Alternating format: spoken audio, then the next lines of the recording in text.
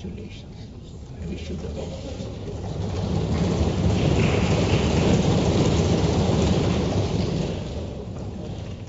Shri Kannada Purkayast. Shri Kannada Purkayast represents the state of Assam in the Rajya Sabha. He hails from Barak Valley. He is the son of Shri Kabinder Purkayast, a veteran BJP leader from Assam and former Union Minister. Shri Purkayast has been actively involved in public life with a keen interest in education, literature and social issues. Shri Kannada Purkayast.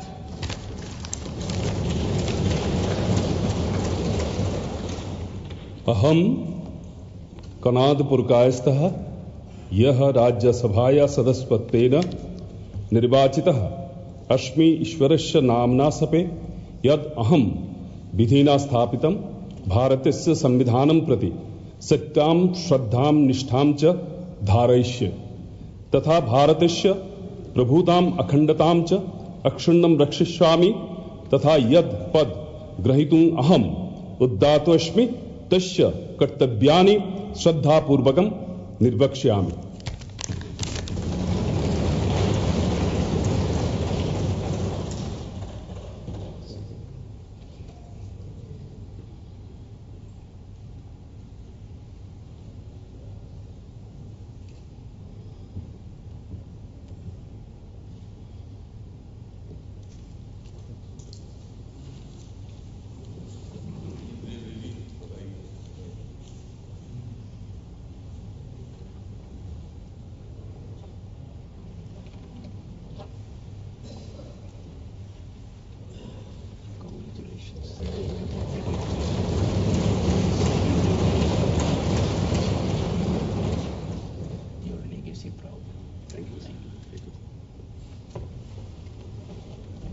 Nominated Dr. Meenakshi Jain.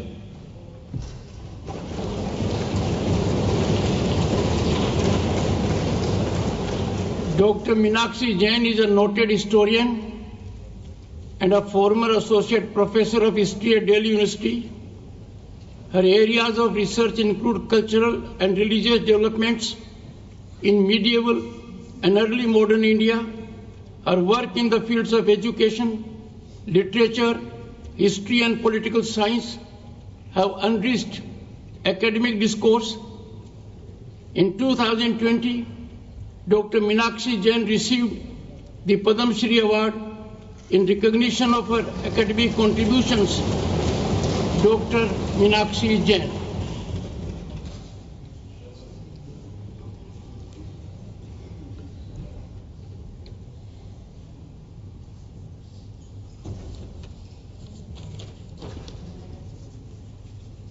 I, Meenakshi Jain, having been nominated a member of the Council of States, do swear in the name of God that I will bear true faith and allegiance to the Constitution of India as by law established, that I will uphold the sovereignty and integrity of India, and that I will faithfully discharge the duty upon which I am about to enter.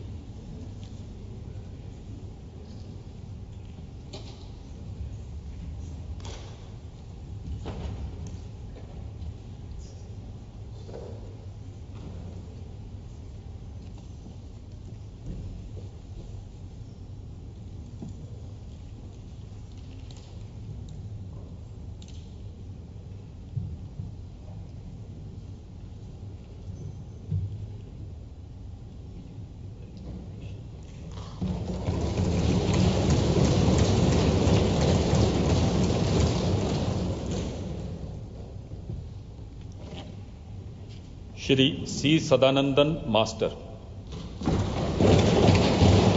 Shri C. Sadanandan Master, a retired teacher, devoted social worker. He embodies resilience, integrity, and a life of dedicated public service.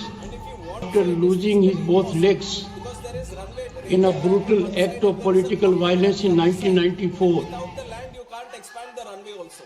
So without the land, you can't expand the runway also. So within this stipulated runway, to have these wide body operations is not at all. To have these wide body operations is not an alternate runway which can cater for the alternate body operations. Cater for the wide body operations is being considered in the budget. Also, a greenfield airport for the city of Patna has been proposed. So we are actively looking into this solution by creating alternative airport. Dr. V. Sivdasan. Dr. V. Sivdasan. Dr. V. Sivdasan, Yes, you sir. have a question, Yes, sir. supplementary. Yes, sir. It relates to Patna Airport. Yes, sir. My question is related to the. Patna Airport. Sir, my question is related to airport, sir. Yes, Patna Airport. In his answer, our respected minister says the commercial viability of the functioning of airport. My question is, sir, the commercial viability. The word commercial viability. In my hometown, one airport is there, Kannada Airport. There we have requested the government continuously, not only from our party and the parties and the government of Kerala requested the point of call status, sir. But they are not ready to allow the point of call status. If the theory of commercial viability is there, then why they are not allowing the point of call status? I requested you, its question relates to Patna. If I am ministers, expecting the answer from the if minister honorable considers, he minister. can reply. Favorable answer I am expecting Please, from the please.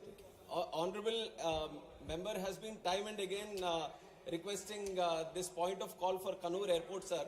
But if you had heard my answer, which I have answered before, I have mentioned that the first is to have the point of call in the air service agreement with that country. Only then the commercial viability comes into it. It's not the other way around, where the country works out the commercial viability and then looks at the same. Let him reply. Only the- minister's reply is going. On this specific issue, sir, Please. Kerala is the only state where 3 airports already have point of call. 3 airports already have point of call, and this is the 4th airport which is coming for discussion. And there is an option for our Indian aircraft operators to fly from Kannur to any destination. It is all open. Only for the foreign carriers to come to that place, you need the point of call. So there is no complete restriction as such that without point of call, you can't travel internationally. The Indian airline operators can travel to these destinations. And you also have to keep in mind, sir, that the point of call is given between the geopolitical relations is also taken into account between the 2 countries. And you have to see that India has so many airports now, you can't open all the airports to point of call, and you can't fly to 1 or 2 destinations in that country also. These are certain things that we also have to keep in mind, that when you want to open a country to all the locations, then you have to have a equal level playing field. And for Kerala Airport, you already have 3 points of call. And definitely, if the time arises, and if the need arises, and if both the countries agree, then we will keep it as a point of call. Thank you. Last supplementary on question number 1.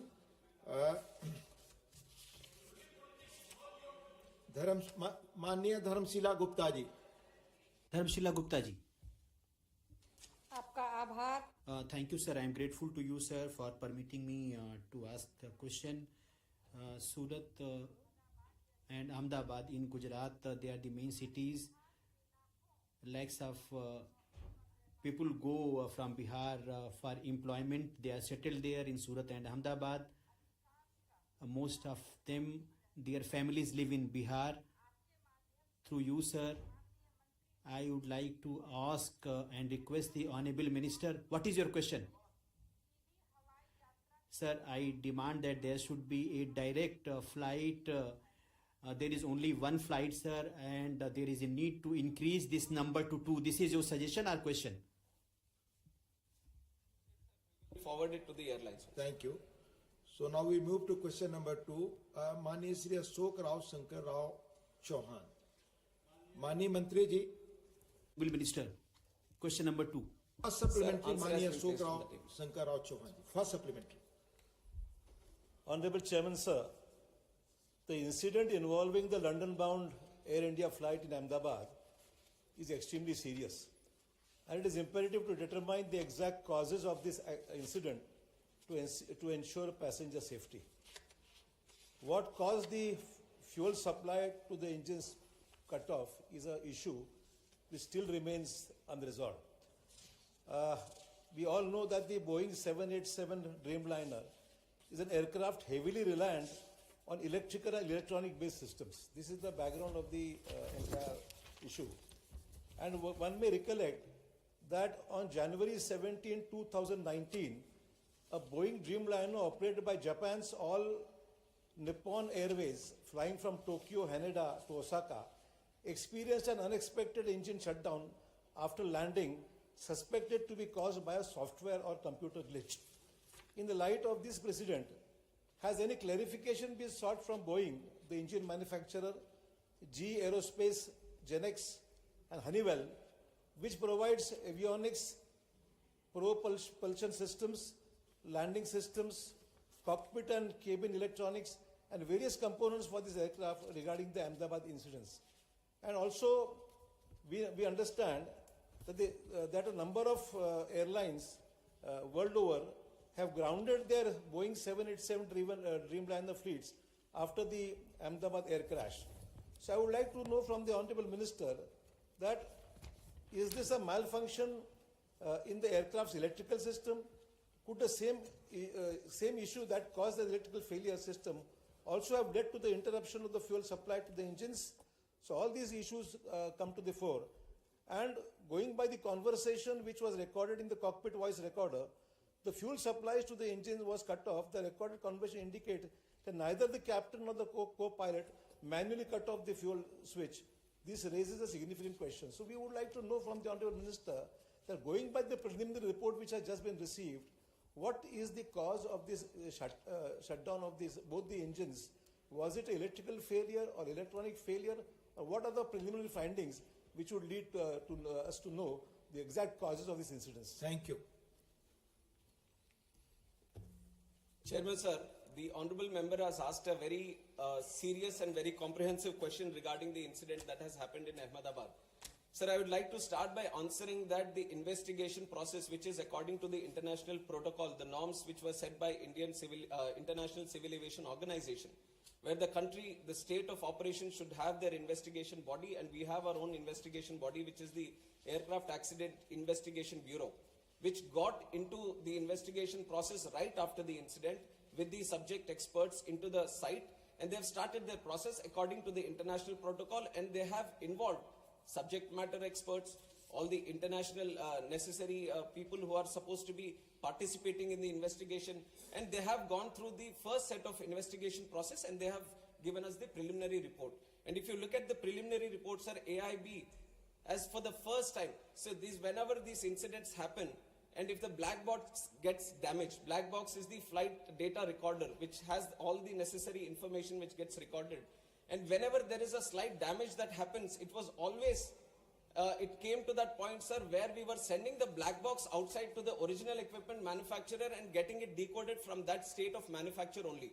And it was for the first time that as a country, India took a stand that the black box which was achieved, even if it was damaged, that the whole decoding process is going to happen in the country, and we have successfully done it in the country also. The AIB has been successful in decoding the entire data which was available, even if the black was from the outer side, if it was looking damaged also.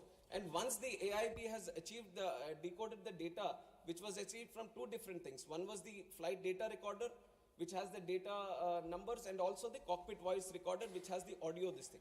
So all these things, taking out the facts, the investigation process runs on three principles, which is to find out what happened, how it happened, and why it happened.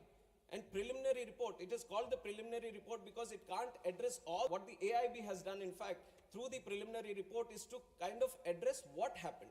Based on the facts it found out in the CVR, based on the facts it found out from the FDR, and only the facts that it was able to determine was mentioned in the preliminary report.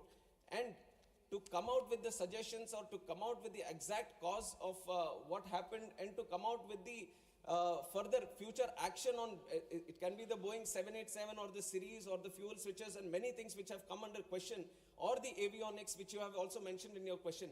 To have a definitive answer and a definitive future correction measures, we have to look at the final report, sir. And I can say this to the House and through you to the people of this country also, that the AIB has a very definitive, thorough, rule-based process. They are very transparently looking into the process right now, and they are totally unbiased. This also I can say that the AIB is totally unbiased and looking into the facts. Now there can be many questions also. I have seen multiple articles myself. I have seen multiple articles not only by the Indian media but also the Western media trying to promote their own narrative, their own viewpoint, their own kind of consideration. But I have to tell you that the way we are seeing the investigation is through the facts.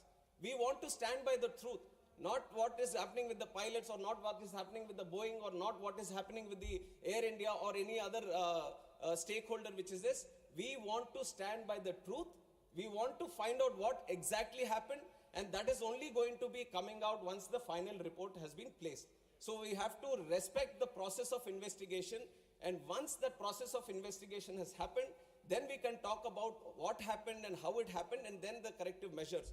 If we talk about the other incidents that would have happened before, let it be the Air Nippon, Japanese Airways or any other airways for that fact, every time any incident happens in any country, then the same process is followed, where the investigation body gets into the process of investigation, and once the thorough investigation is done and the final report is placed, only then the corrective measures to all these countries and all these airline operators and all the regulators is sent so that the corrective action is being done.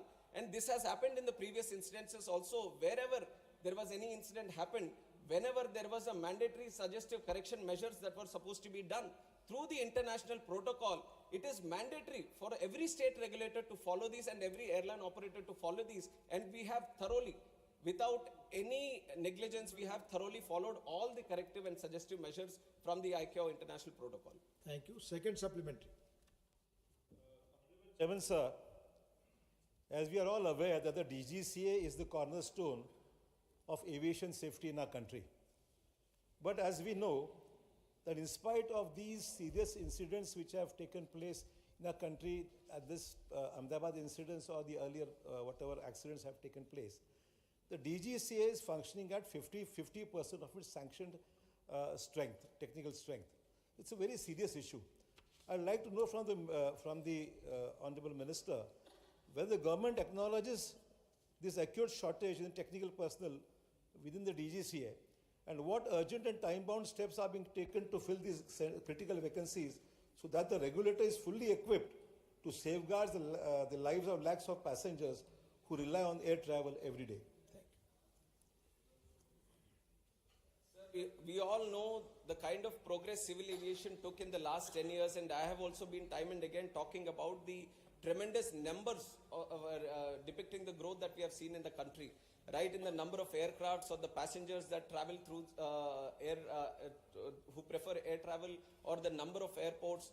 Everything has almost doubled in the last 10 years, or more than doubled in the last 10 years, sir. Even after we see that the COVID, which was a major road break for civil aviation, we have crossed the pre-COVID numbers and we are seeing a tremendous growth in civil aviation network. And this is why we from the ministry also recommended that we need to create more posts in this DGCA so that the surveillance or the safety or the security of civil aviation is very much intact with the tremendous robust growth that we are seeing. And this posts that we are seeing which are vacant, which has come to discussion, is the posts which have been created in last year and over the period of last 2 to 3 years. And we have to understand that creation of posts and recruitment of posts is a continuous process. And there is UPSC which is also involved. And we from the ministry are in continuous discussion. And last year itself we have recruited 103 posts, which in the history of DGCA was the highest number of posts which was recruited. And this year we have planned to recruit 190, where UPSC also has come forward, and by October, end of October, we are going to recruit 190 posts for this DGCA. And the other thing, which is more practical that I want to tell the House, is that these are very niche and technical posts. It's not like we have a huge pool. This is a limited pool of subject matter experts, let it be the engineers or the pilots or medical experts, aviation related experts. This is a very specific pool of people that we are trying to pick up from. And it is a very tough process of picking up the right people, because these are going to be the regulators, these are going to be the inspectors, these are going to take care of the safety. So the recruitment process is also a very rigorous process, and we are doing our, we have taken notice of this thing also, and it has been continuing process, and we are putting more pressure so that the timelines for the recruitment also come down, and very soon we are in the process of achieving 90% of these vacancies also to be recruited. Thank you. Third supplementary, Manisri R. Girirajan. Thank you, sir.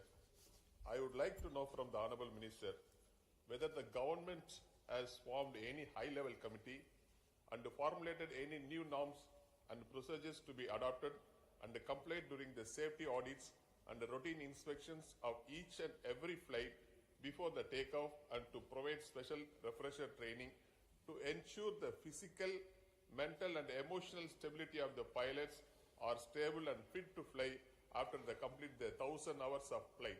Thank you, sir. Thank you. Sir, like I said, one after the incident itself, one aircraft investigation bureau, they are running the investigative process into finding out how and why the incident happened. And on the other side, overlooking in a holistic approach on the safety measures and what can be done further. Because not only within the country, we are also trying to study other countries across the world where there might be better safety measures in their own countries. So we have also formed a high-level committee under the chairmanship of Home Secretary, and all important people from the aviation are also participating in it. And they are calling people from multiple sectors who are necessary to give more suggestions regarding this. And it is an ongoing process, sir. It was formed right after the incident, and it has got a timeline of 3 months so that they can have multiple meetings within this. And the question which has been put up by the honorable member is also discussed within that committee, and we are all hoping that they come up with some good measures. We already have very robust safety mechanism in the country. We all have to be aware of this process, that it is not that something extravagant or something outside the box is required for the country. We have a very good safety mechanism. Today, if you look at the numbers, today domestically there are 2,909 departures that are happening in the country. 2,909. And internationally, if you look, 624. So overall, the number of departures that are happening every day from the country is 3,500. And around 5 lakh passengers are traveling every day by air. Even today, these are numbers that I have taken from today. So 5 lakh passengers are traveling safely every day. 3,500 flights are taking off every day from the country. So we have a very good process, but we are not stopping there. We want things to be brought down to zero in terms of incidents or anything. That is the process that we have. That is the integrity that we have, and that is the target that we have. So we are being more open now to the suggestions that are coming into our side, and we are looking at the international process also. And some of the countries where they feel, because ICAO, which is the International Civil Aviation Organization, always has a third eye on all the countries which are running operations, which are having these civil aviation networks, because civil aviation is not a thing where it is just within the country. It is not limited within the country. There are airlines from our country which are registered in India going into other countries and picking up and traveling passengers of other countries also. And likewise, other countries, airlines are coming into our country and they are picking up our passengers. So this is a global thing. And all the countries which are having these civil aviation departments or ministries or sectors, they all have to comply with the Civil Aviation Organization, International Civil Aviation Organization protocols. And we have been very committed to maintain those protocols. And we have a very effective score of 85 in the International Civil Aviation Organization safety score. And there are other countries, and you have to imagine the numbers that India has. We have more than 160 airports in the country. And I've given you the number of passengers that are traveling every day. In other countries, you might say that New Zealand or UAE or this thing, how many airports they have? 1, 2, 3. And we are operating at such a vast scale. And that is not like an excuse I'm putting, but that is the kind of growth that we have seen in the country, and the kind of growth we are trying to maintain by also having a 100% safe and secure civil aviation network. Dr. Fauzia Khan. Sir, I would like to ask the Honorable Minister that a Boeing B7878 aircraft, VTANW, was involved in an air turnback incident due to in-flight shutdown of engine 1 of flight number AI131 during climb on the 4th of August 23. Sir, from the Chhatrapati Shivaji Maharaj International Airport, Mumbai to Heathrow on the 4th of August, this flight was leaving. As per the incident report of DGCA, an HPC stage 10 blade went missing due to improper installation of locking lugs. That made dust accumulate in the left-hand engine, leading to the engine's surge and subsequent engine shutdown. Sir, an RTI... Be brief. That's brief only. Sir, an RTI query to the DGCA has revealed that 65 in-flight engine shutdown incidents occurred between 2020 and 2025. So that's quite a large number. In that regard, what specific measures will the government take, as you spoke about such a large number of operations? So, and we have very advanced technology as well. So in order to have a quick before flight inspection of engine and exhaust systems, what measures will the government adopt? Thank you. Sir, in terms of safety, I have to also tell that the DGCA has inspections which are plant surveillance, ramp inspections of both the domestic and the foreign sector, spot checks and night surveillance. And this is done through an annual surveillance and safety plan that the DGCA prepares. And based on the regular checking that happens, they have a overlooking safety audit also that is happening all over the country. And they keep monitoring each and every plane. They keep monitoring each and every airport and all the safety measures that are being listed. And everything is very thoroughly monitored. And whenever these kind of incidents happen, let us say there is an in-flight, some engine malfunction that has happened. And these, you have pointed out to one specific aircraft where there seems to be one specific issue. But there are multiple kinds of issues that can happen. Some may be due to the weather, or some might be due to bird hits that happen. So there are multiple unpredictable and weather-related issues also that are there. Everything is properly taken into account.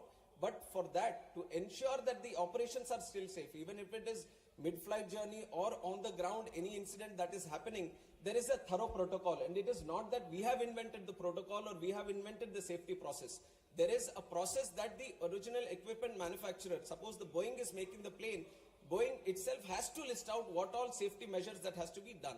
And on top of that, the FAA, which is the state regulator of that country, it also goes through a process of seeing the design, the maintenance and manufacture. It comes out with the process. Then there is the International Civil Aviation Organization, which overlooks all this, and it comes out with the process. And once that plane is coming back to our country, our state regulator, which is the DGCA, it goes through all these processes, and if mandatory, adds some more processes from its side, so that every single flight before it takes off goes through a specific maintenance based on the line maintenance, base maintenance, engine maintenance. Everything is properly checked from the pilot also. Before taking off, pilot also on ground, he goes around the aircraft and checks all the things. Aircraft maintenance engineer also does another checking. After robust checking and properly jotting down what is happening with the aircraft, only then looking at the rules and procedures, if the aircraft is good for taking off at that time, only then it is supposed to be taken off. So all the processes are thoroughly listed, and we, on behalf of the ministry and from the regulator DGCA, we ensure that there is no negligence and there is no incompetence on any of the processes, and everything is very thoroughly monitored. And if anything occurs also, and if there is anything which occurs due to negligence, then we take serious action on both the operator and any necessary person, and we impose penalties, suspensions. All the process of enforcement is also duly listed. Thank you. Last supplementary on this question, Mani Satnam Singh Sandhu. So, my question is about the people who were unlucky, who were unfortunate and who got killed in the accident. Those who got killed, nothing can be compensated for that, but something can be done for the families who were there, next of kin. Compensation has been announced for next of kin, but medical students were also killed. Medical college students, they were having meals in their hostel. My question is about them, whether compensation has been provided, whether their families who are also in trauma, any psychological help is being attempted. Thank you. Sir, first of all, I'd like to, through this house, also offer my condolences to the families of both the passengers of who are traveling in the plane, the crew and the passengers, and also the students, the families of both the students also. And this has been our idea right from the time the incident took place, that we are not going to differentiate between the victims, saying that Acha, these are the people who have traveled in the plane and these are the other ones who have got affected or succumbed to outside injuries outside the plane. And all the support that is being extended to the victims of the families inside the plane, the same assistance is being extended to all the families of the people, students who have died outside also, sir. And the compensation also equally, they have also been taken into account and they are being provided the compensation and the necessary support for the future also. Much of this, the responsibility has been taken by Air India, and combinedly, all the people, both in flight and off, everyone is being taken care of, both from the family side, and all the compensation is being equal. And this, not only in terms of compensation definitely equal, but in terms of assistance also that we are trying to provide from the government side, there is no difference. We are keeping, both are being taken into account in the same process. Question number 3, Srimati Rekha Sharma ji. Manni Mantri ji. Honorable Minister, please. Pehla supplementary. First supplementary now. Sir, through you, I would like to ask Honorable Minister, sir, whether the government has undertaken specific initiatives to promote digital upgradation and adoption of emerging technologies such as artificial intelligence among MSMEs in Haryana to enhance productivity and competitiveness. Manya Mantri. Honorable Minister, please. Honorable Deputy Chairman, sir. Basically, sir, as far as Haryana is concerned, we have done things there. AI integration and leveraging, we have been working for, and in many ways we have facilitated it also. India AI mission also is there, under which we do it in 7 parts. We do it, and India AI capacity and details are there. What is to be done, time it will take. India AI foundation models is the second. Under that also we have issues. Then AI pose. Fourth is AI application development work initiatives, and fifth is India IA future skills, and sixth is India IA startup financing, and seventh is safe and trusted IC. So under these programs we are doing things for development of technology in Haryana. Whatever in this regard needs to be done, we are at it. And not only that, we have gone ahead. So many other things are there. Department of Technology and in communications, we have used things. Telecommunications is a partner there. And there are other agencies also. We have connected agencies so that cyber crime can be prevented. So we have put all this to use in Haryana. Second supplementary, Rekha ji, Honorable Member. Honorable Minister, sir, whether any financial incentives, capacity building programs or support mechanism have been introduced to facilitate this tech transition for MSMEs, and how is Ministry assessing the impact of effectiveness of these initiatives, particularly in terms of digital adoption and improved business outcome? Manya Mantri. Honorable Minister, please. Sir, Haryana government has gone in for digitalization and technology upgradation, and we have put in place measures. And first is Padma, is a program to assist in development of MSME, and holistic support we are providing for MSME in infrastructure and in branding also. And we give financial support also. 1,000 crore rupees we have put in there. And second is SSN on technology acquisition scheme, and we have put in our assistance, new and patented technology enhancement has to be there. It is on demand basis. Whatever demand comes, we go accordingly. And approximately 50 lakh people, 75% of them have got subsidy also. They are covered. And third is Haryana Rural Industry Development Scheme. And there also industrial development in rural areas, in backward areas we are taking up. We are enhancing it now. And third is mini cluster development scheme, under which we have given 2 crore assistance to people, and 69,000 also have got it, and we have enhanced it. And government is taking note of other schemes also. So many schemes are there under which we have done work. I have a very long list with me, and if the honorable member wishes, I can send the same to her. And there are various other initiatives like Uddam portal, and then we have MSME Samadhan, MSME Sambandh is also there, and MSME ODR is there, and through these schemes we facilitate them.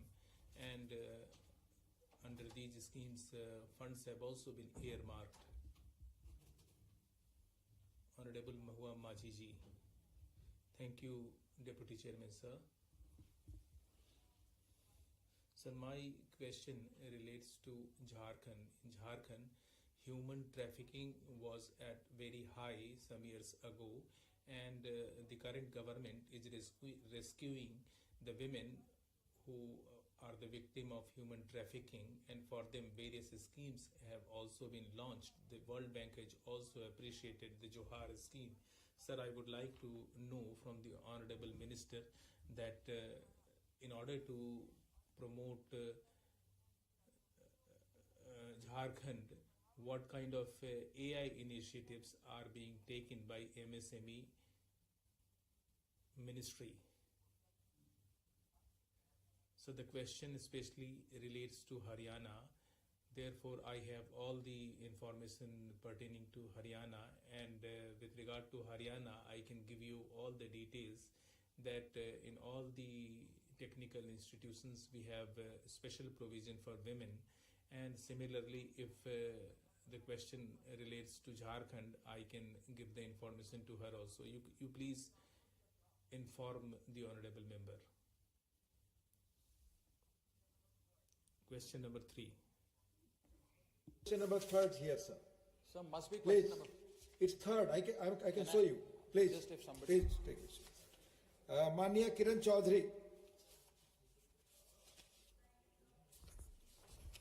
I would like to ask the Honorable Minister that has the government collaborated with any institutions or industrial bodies in Haryana such as Niftam Kundli or MSME D Karnal to facilitate digital skill training for small enterprises, and also if there is any plan to set up a dedicated technology facilitation center or center of excellence for digital MSMEs in Haryana.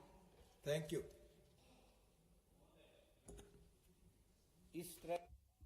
So, for such activities, we are running tools room in all these states including Haryana. As far as Haryana is concerned, we have given tools room and technology center, and I have the detail of the same. We have an institute of tools room in Aurangabad, then we have Institute of Design and Engineering. Similarly, we have an institute in Bhubaneswar. We have Indo-Danish tool room in DTR Jamshedpur. Similarly, we have set up various centers for promotion of this technology. And as regards common facilitation center, we have provided such facilities at 5 places. And if the location of the project has been given, let me tell you that we have a footwear institute in Bahadurpur. Then this has been given since 3rd December 2012, and the project cost is about 15,908 crore rupees, and the grant by Government of India is about 916 crore.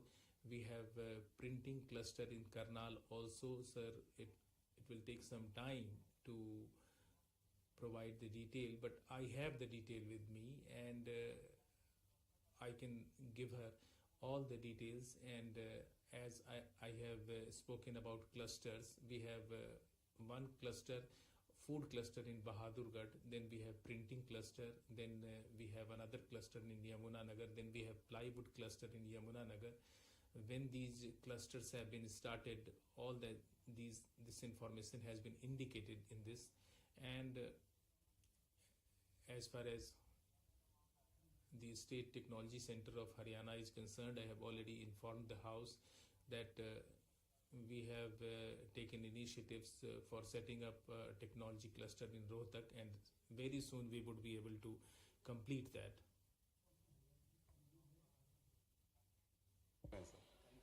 So the countries, we have one country. Sir, I would like to speak about MSME. Lakhs of people are depending upon MSMEs. However, they are struggling to get a decent income from the sector. Lack of the proper support from the government will create various problems in front of them. So my question is, how much is the total allocated amount as a union government subsidy to the sector? Thank you. Thank you. Mahoday. Sir,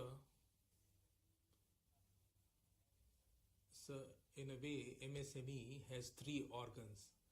We have micro, medium, and small sectors, and we are especially taking 2 measures. First, we have created a portal, and that portal is known as Uddam Portal and Uddam Assist Portal. As far as providing more funds to it, I would like to inform the House that we have given employment to about 28 crore people. Therefore, I would like to say that with regard to the Prime Minister, it is often said that the Honorable Prime Minister only makes promises. I would like to inform the House through you, sir, that today we have provided employment to about 34 crore people through MSME, and that is not a minor achievement. And as far as the funds provided by the center is concerned, sir, we provide funds to small industries through PM Vishwakarma scheme, and the people who are indulging in minor industries, they have been provided support through PM Vishwakarma, and we have also provided funds under that scheme. There is no shortage of fund, and it is not possible to provide all the details here in this House, and if it is possible, I can send the details to the Honorable Member later on.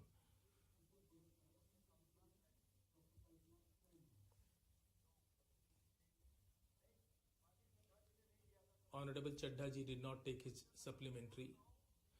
Now I am coming to question number 4, Manoj Kumar Jha ji. Honorable Minister. Sir, I have not yet asked my question. First I will complete the formality and then I will give you the chance. Sir, thank you. I was a bit worried that I might lose my time. We have sufficient time. Please ask the first supplementary. Honorable Deputy Chairman, sir, through you, I would like to know from the Honorable Minister. I was today seeing that all the Honorable members, they have expressed their concern on this issue, and that is a concern voiced by the entire country. So a report has been leaked, and in the television reports, pilots, they are turned into villains, and they will not come on the television and they will speak about their role. Sir, my first supplementary is about the fact that when the US Federal Administration in 2018 and UK Civil Aviation Authority, they have already issued advisories regarding fuel switch system, and recently in the Boeing 787 aircraft you have made it mandatory that the safety security mechanism has to be checked. 2018, since 2018, in 2024, why does it take a crash of this nature to do what should have been done in a routine way? Thank you. Sir, your question also has the answer. In a routine way, all these checks are already done. When there is a directive that is issued, then there is a special check that is done. But in terms of all the equipment that is there, according to the protocol that is listed, all the checks are thoroughly done. It is not that only when they say that this has to be checked, there is a special check that is done. All the fuel switches, all the cockpit, all the tires, everything get checked very robustly, very regularly. That is why we have a very tough process. But taking an advance like you said, we wanted to be more thorough. All checking has been duly happening from that time. And what you have mentioned, what the FAA has done also, there are two types of directives. That is, one is the AD, which is the Airworthiness Directive, which is a mandatory, that all the other state regulators, they all follow. But what you have mentioned right now is a special Airworthiness Information Bulletin, which is not a mandatory thing. Like you said, if necessary, then the state regulator can do it. But at that point of time, the regulator also took a call that this is not a mandatory thing, and we, on our process of ensuring safety, we have a very good, robust process. So there is not a special check that is required because it was not a mandatory thing that was advised. But after the report has come, we have taken that also into cognizance to ensure that there is further, because like you said, these reports that have come. But I can show you 150 reports where every possible angle that the report can be, everything is already listed. Koi bhi agar report aa jata to, if there is any report, you could always have told. Right from the Western media to everyone, so that you can't just point out to one, say that this has been leaked. Because all the reports, I have 10 different angles which are written, which are now not coming out, not being discussed, because they are not touching this topic. But had it touched another topic, another report would have come, ki isne already ye likha hai. So this has been right because of the interest that has been there. This has been going on right from day one itself, multiple theories, multiple angles, multiple stories. That is why I have once again, it's an appeal made by the AIB through myself also, I'll make it again to the House and through you to the larger section of the country also, is to maintain patience until the final report comes out.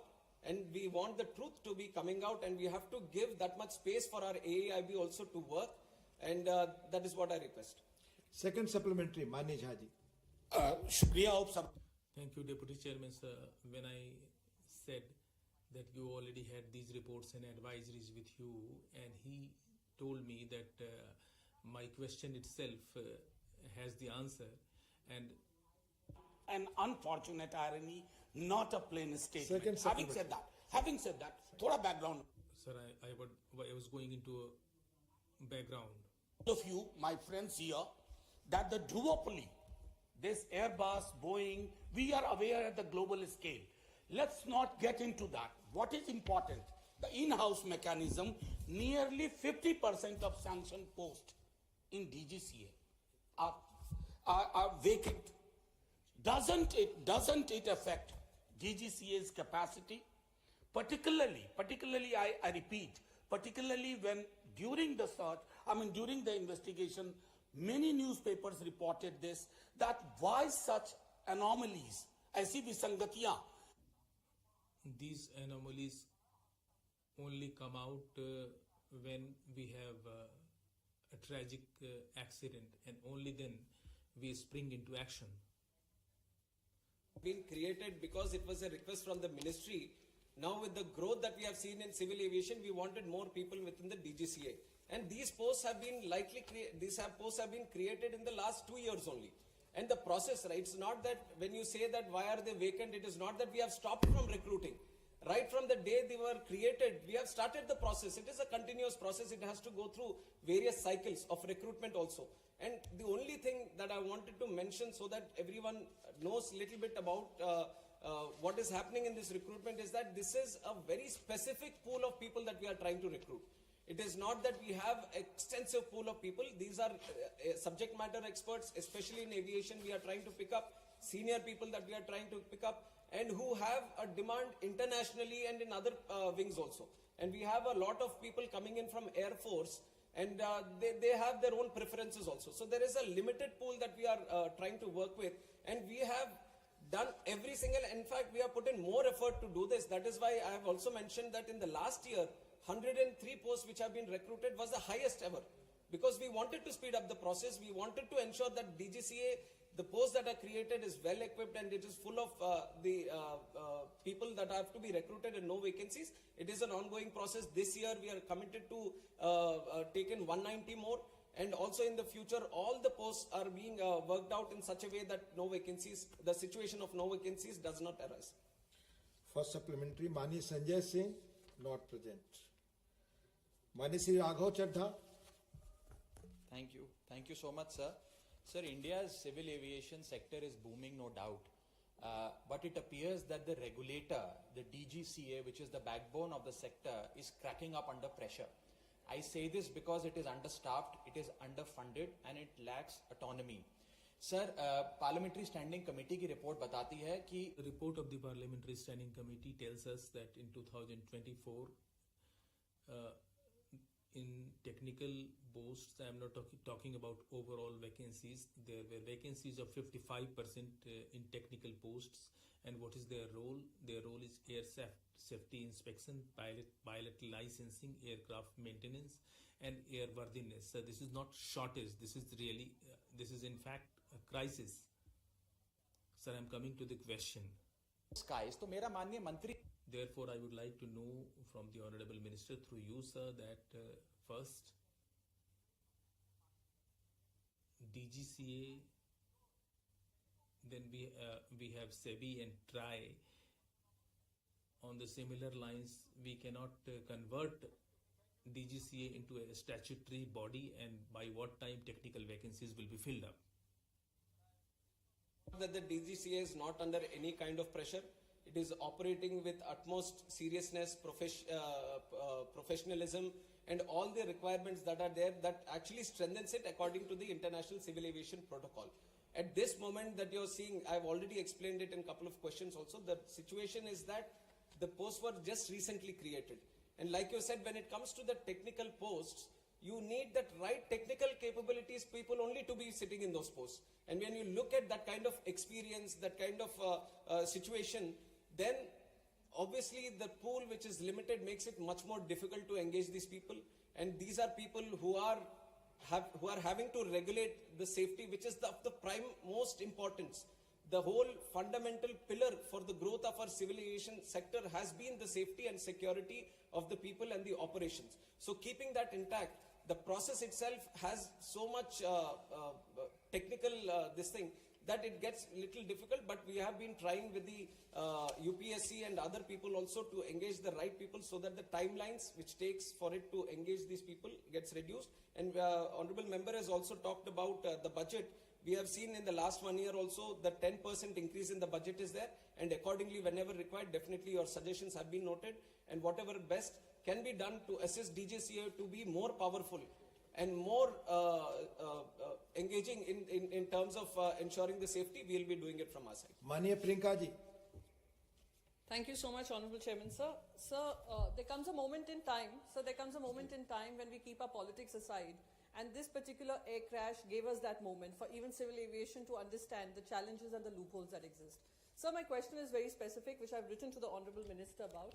That he told us to be patient with the final report. We were absolutely patient with the interim report too. But why is it that the report was released to the Indian people at 2 a.m. in the morning and there was no briefing done with regards to the AAIB report? Sir, just 1 second, a question related to the same thing. Pilots have raised their concern that there is no aviation expert who is sitting on that AAIB panel. Why is that so? If Honorable Minister could address that, I'd be grateful. Thank you. Thank you so much. Sir, I'll address the second part first, where it says experts in terms of pilots who have been engaged within the investigation team, and likewise other engineers and all from the industry also have been engaged, and International Civil Aviation Organization observer also from the UN, where a lot of articles were there that he was rejected and all. So baseless articles have come up at the time, but everyone who was supposed to be in the investigation team, they have all been there. In fact, pilots have also been there, so that addresses the second part. And also regarding the report releasing, it was entirely up to the AIB. It was up to the AIB to finish the report and to release the report. And it's not that when they finished, then they uploaded it. It is according to their this thing. I don't think there was very specific reason of why it has been released in the night or in the morning. It was the report which was supposed to be released, and it was released at that time. Dr. John Britas. Specific shortage of time. So after the Kozhikode air crash, the Aircraft Accident Investigation Bureau, AIB, has set up a flight data recorder and cockpit voice recorder lab, incurring a cost of 879 lakhs. Is it a fact that the investigation, even after that, the investigation is being conducted by AIB lab, or has the Indian government sought any assistance from a foreign country? Thank you, Manya Mantri. Sir, I have mentioned in the answer of the first question that this is the first time the FDR, the CVR has been decoded in the country, and how we have done it and why we are saying that we have done it is exactly because we have started the lab which could be able to do it here in India itself. And the money which was there has been put in to establish this lab. It's now, and because of the lab itself, we were able to do it in the country. The House stands in-house. The House stands adjourned to meet at 2 p.m.